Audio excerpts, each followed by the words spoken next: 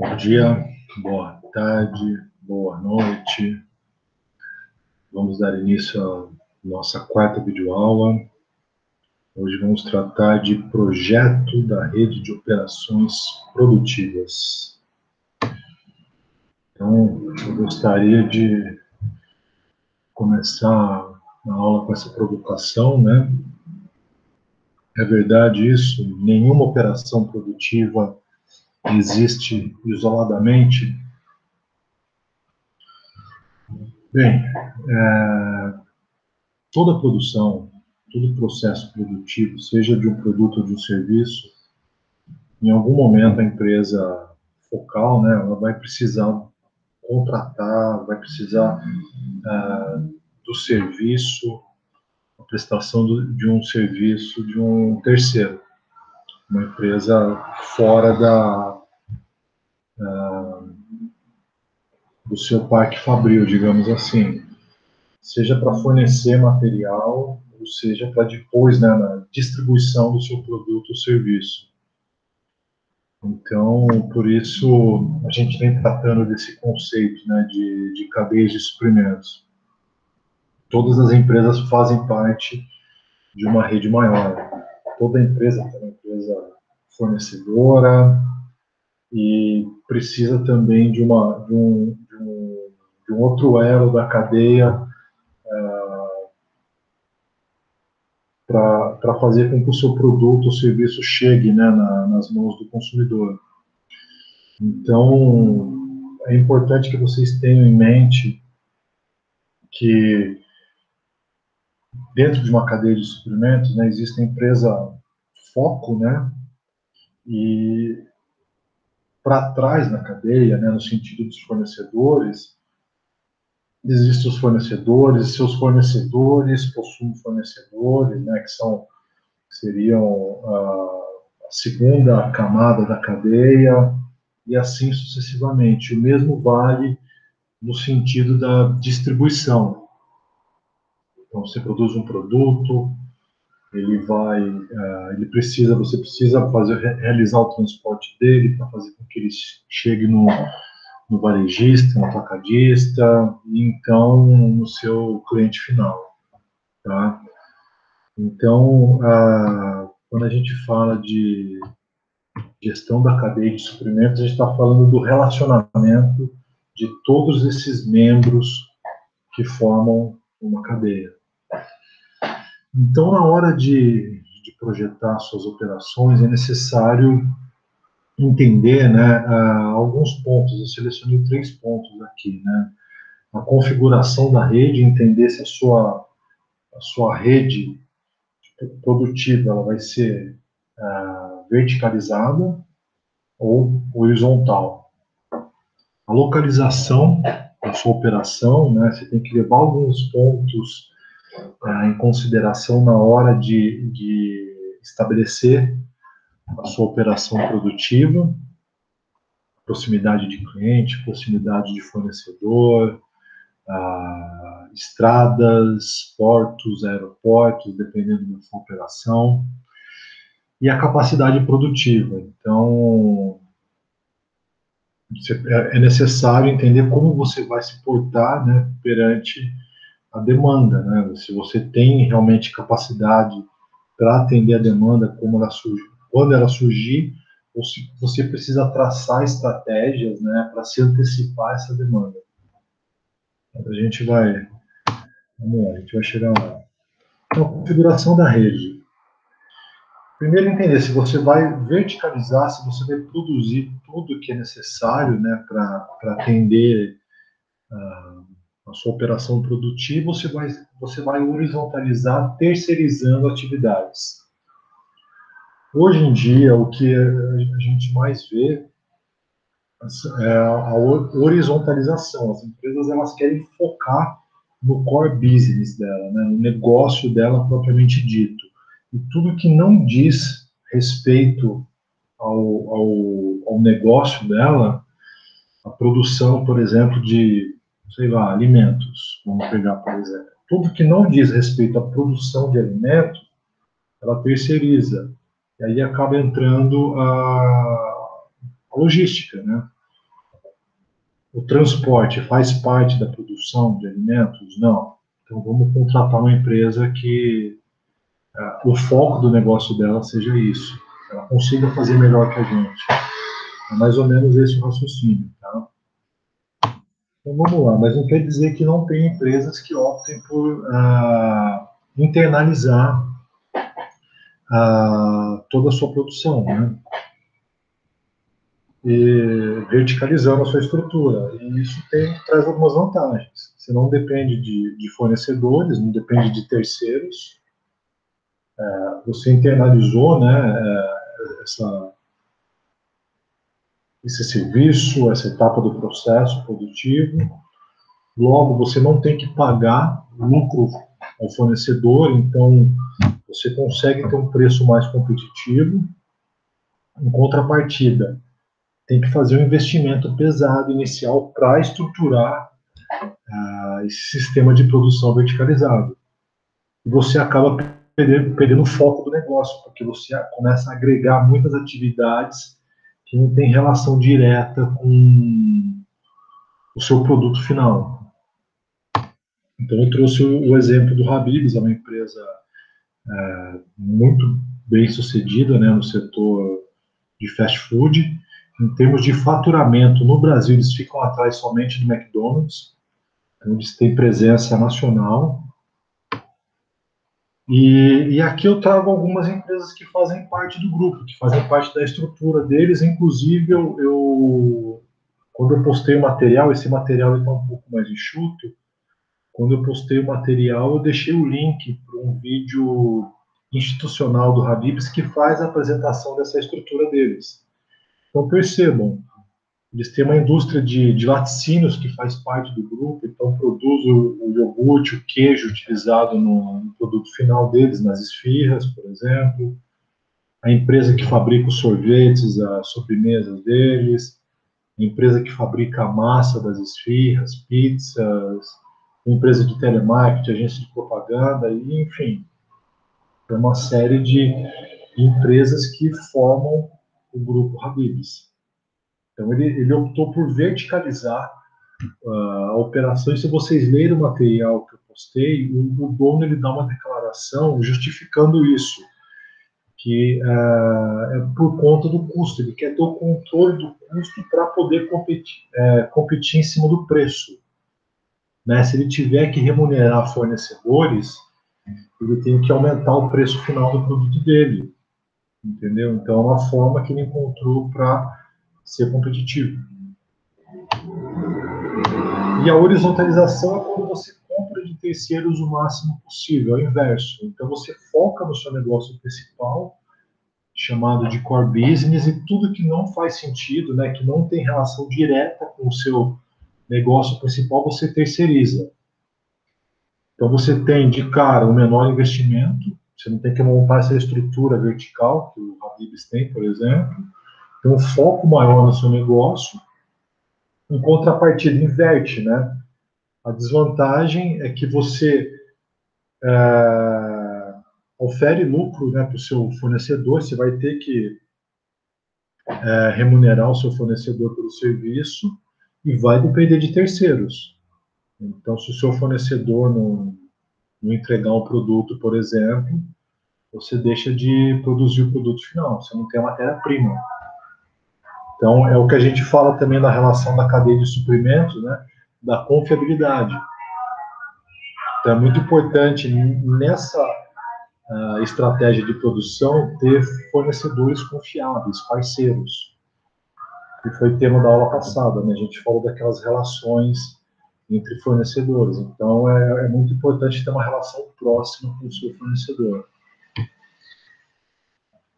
Então, como eu disse, é uma tendência, né? Então, as empresas vêm optando por terceirizar serviços, que inclusive serviços produtivos, etapas de processos produtivos, quando não é o foco ali da empresa. A empresa às vezes não tem a tecnologia, não tem o conhecimento necessário, então ela terceiriza isso. Isso vem ocorrendo muito no setor logístico, armazenagem, transporte.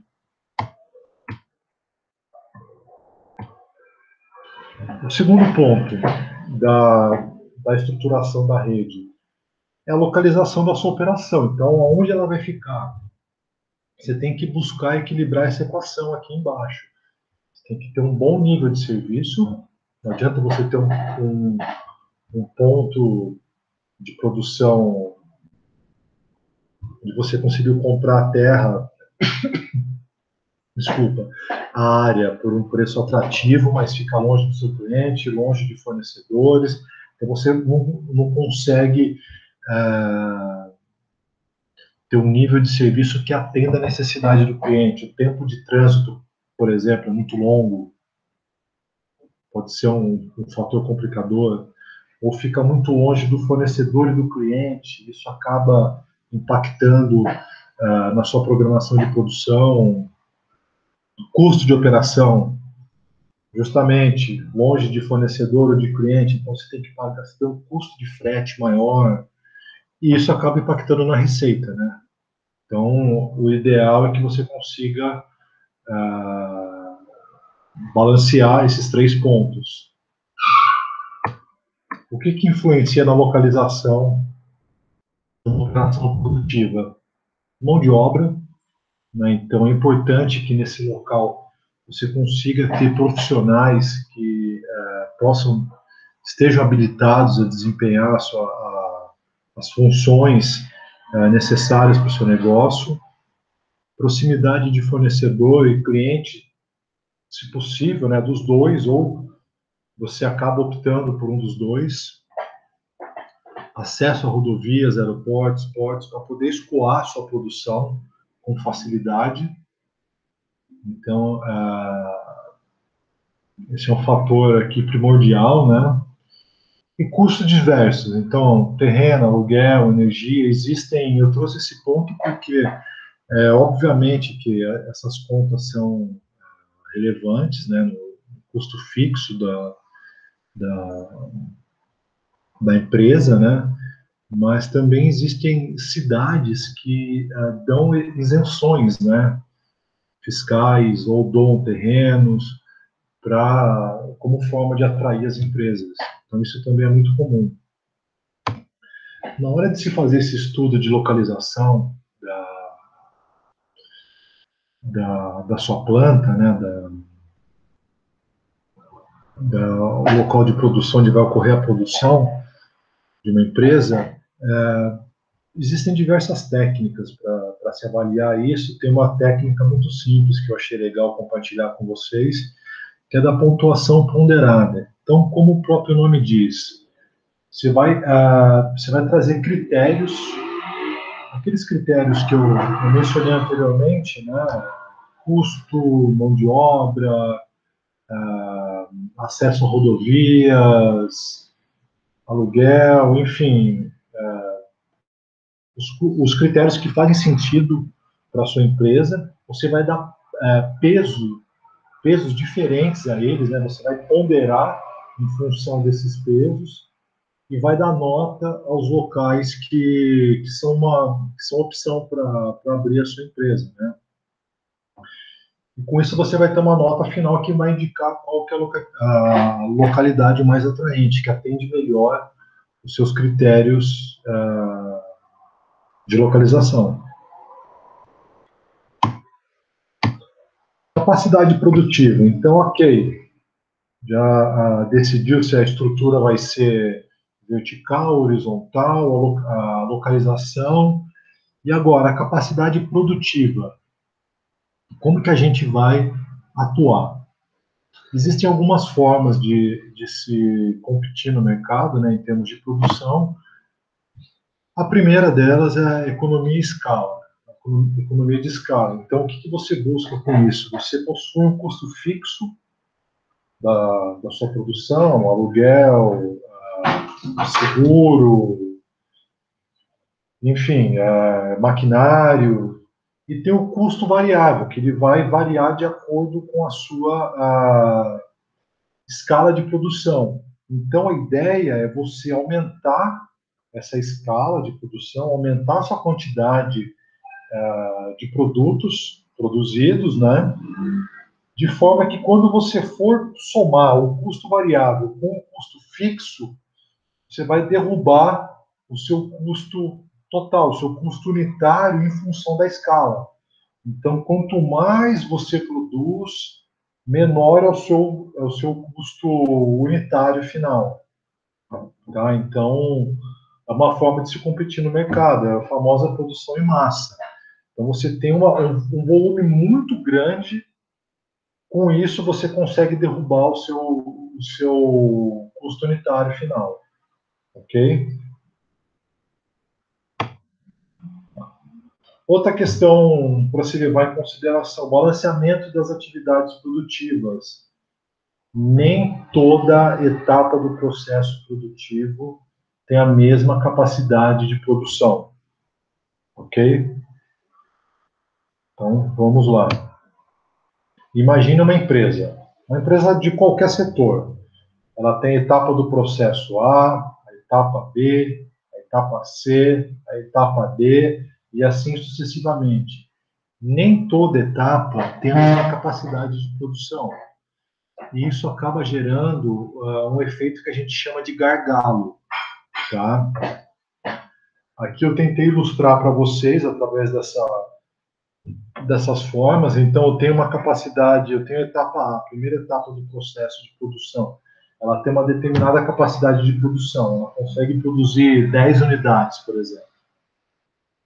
A segunda etapa do processo de produção consegue produzir 8. Então, ok, a gente produz 8, mas logo a gente tem 2 produtos que vão ficar aguardando na linha de produção, pois a etapa B não conseguiu absorver as 10 unidades que vieram da etapa A. Então, isso aí você já gera um primeiro problema, um estoque em processo. Então, começa aí. A etapa B, como eu disse, produz 8, então ela produz 8 unidades e ela vai enviar essas 8 unidades para a etapa C. A etapa C consegue produzir 5 unidades. Ok? Então, a gente tem aqui o nosso gargalo.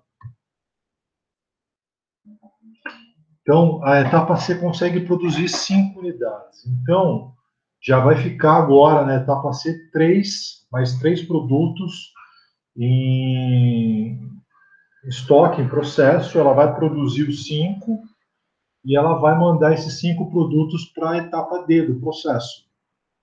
Só que a etapa D tem uma capacidade de produção maior que a C. Então, a etapa D ela vai operar com capacidade ociosa. Então, olhando aqui essa figura, a capacidade de produção desse processo deveria ser 5. Tá? Ou seria necessário fazer ajustes no processo produtivo, comprando mais máquina, mais pessoas trabalhando, enfim. É possível fazer um estudo e achar outras formas, ou de repente outro arranjo físico para desenvolver esse processo produtivo.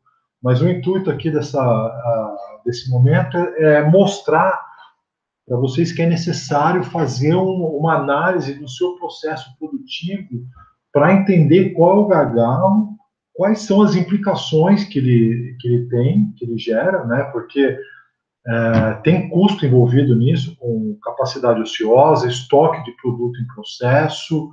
Esse estoque em processo pode ser avariado, pode causar acidentes, enfim, tem uma série de problemas que ele pode trazer também para a empresa, além de custo. Né?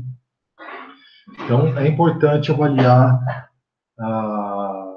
esse aspecto do gargalo.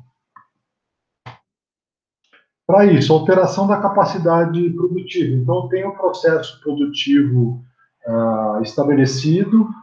De que forma que eu vou gerir esse processo?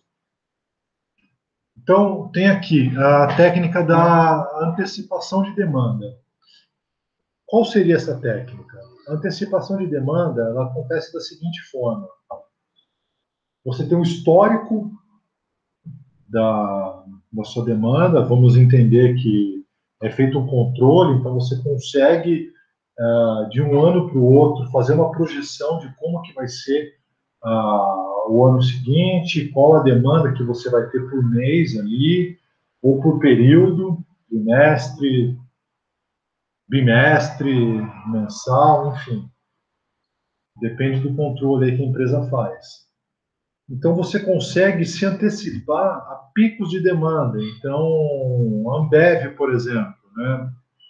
Ou uma indústria de sorvete, mas que bom na vida, ela vai ter um pico de demanda, é previsto um pico de demanda no verão, por exemplo, correto? Porém, se ela deixar para produzir os produtos para atender a demanda do verão, pode ser que ela não consiga atender a demanda por conta da sua capacidade de produção, ou a limitação da sua capacidade de produção. Então, qual a alternativa, qual a estratégia que ela pode usar? Ela pode antecipar essa demanda.